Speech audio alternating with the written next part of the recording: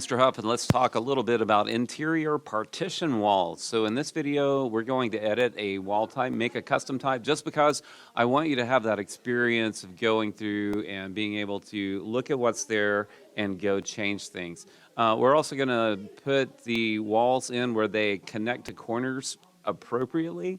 We don't want to have like little tiny angles that someone would have to like work around if we can avoid it. We're going to keep in mind that our first floor walls are going to be 14 feet 6 inches, and our second floor will be 12 feet 6 inches. This is going to leave us space to put mechanical stuff. Like if you look at the ceiling in the room right now, you'll see that there are vents in the ceiling, and there's a fire system, and there might be some electrical up there. There is some routers and stuff like that. So all of that is hidden up above the drop ceiling. So we're making a space for that. So let's get started in our model. So what I'm going to do is go in here. I've got my section box turned on. So what we're going to do is we're going to add a room somewhere in here. And that way we can have a space defined. So I'm going to look at the ground floor of my design. It may say level 1 on yours, but this is my design. So I'm going to go to this corner right here, and I'm going to make a room that covers like these two, and this is going to be a room for my design. It may be a conference room.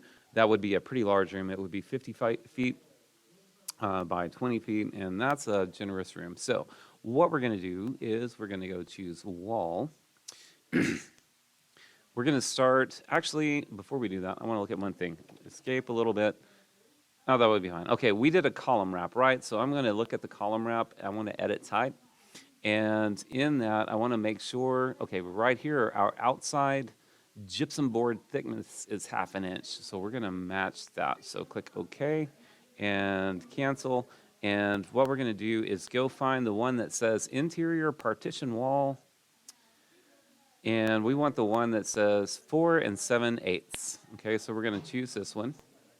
And we're going to edit type. And just like always, we duplicate first. Okay, and we're going to call this interior partition, and this is, or whatever name you want, but this is going to be your interior wall.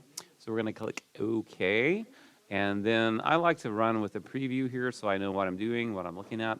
So here's what that looks like, and then we're going to hit edits. And right here it says 5/8 of an inch, and we just looked at the partition wall, or our column wraps, and it's 1/2. So we're going to change this to 1/2, and we're going to change the other side to 1/2. So let me get in here and do that.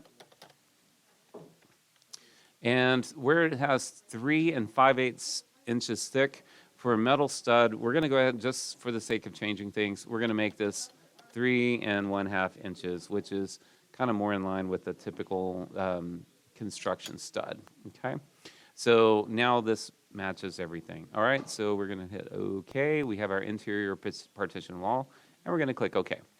Now, whenever we look at this right here on the height, it says unconnected, and we want to have it at 14.6. And remember that that is perfect, so double check that. The location line is at the center, and what that means is if we try to connect it, it's going to kind of try to connect at the centers, and what that's going to do for us is make little notches every time we connect it to something. So we're going to go to exterior finish face, okay? And then I don't want to use chain on this, because if you're out in the middle of the room and you're drawing like a rectangle, you can use chain. But for this case, I'm going to be connecting between girders, or these vertical columns. So I'm going to use no chain. So there we go. I have it 14 feet 6 inches, first floor.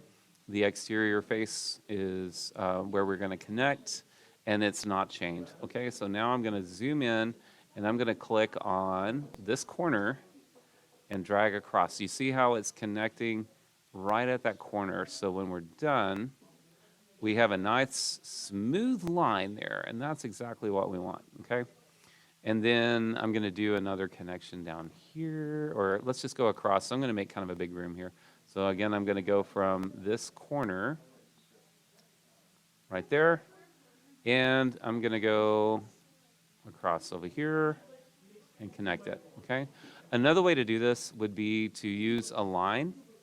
So you could draw your line, kind of draw it out here somewhere, and then use the align tool to connect everything and align everything. But if you use this exterior finish face and choose your corner appropriately, then it's going to be just fine. Let's say that in this case, I want to have these kind of act as like columns on the outside. So I'm going to connect on this corner and go down here, and I think I need to flip that around. So we're going to flip it, and we're going to zoom in and make sure that it's smooth right there, and it's not. So I'm going to undo that and undo that. Double check your stuff as you work. So we want to go from this outside corner, and let's try that again. Go to that outside corner, and we're going to flip it. And if we zoom in on that now, okay, I got it. So see how it's one continuous straight line. That's what we want to see, okay? So let's go look at our 3D model. I'm going to hit escape a couple of times. And if we go to our 3D model, I have to move this section box. Now you can see I have interior walls. I'm going to shift and center click and orbit a little bit. And you can see that they go to the same height as the column wrap, and that's exactly what we want to see. So what we could do is now you could go get commercial doors and put in here. The doors that are really good are the ones with windows in them, and that way you can go ahead and start placing those. And now you have a very large, generous room here on the inside. All right, that's enough for this video. Thank you for watching.